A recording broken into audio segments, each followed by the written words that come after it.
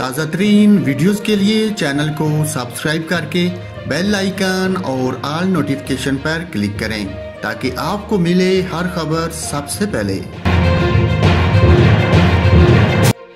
नाजरीन, यहाँ पर आपको अफसोसनाक खबर से आगाह करता हूँ। पाकिस्तान के सबसे बड़े सूबे पंजाब के शहर जेलम की तहसील दीना के नवाई गांव में लड़की को 7 मुलजमान ने मुबैना तौर पर ज्यादती का निशाना बनाया। पुलिस ने वाकई का मुकदमा दर्ज कर दिया।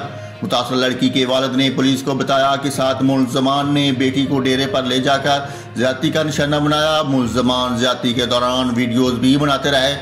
पुलिस का कहना है कि ज्यादती के इल्जाम में 4 मुलजमान को गिरफ्तार कर लिया गया है, जबकि दीगर की तलाश जारी है। लड़की से ज्यादती के वाकये की आईजी पंजाब ने आरपीओ रावलपिंडी से रिपोर्ट तलब कर ली।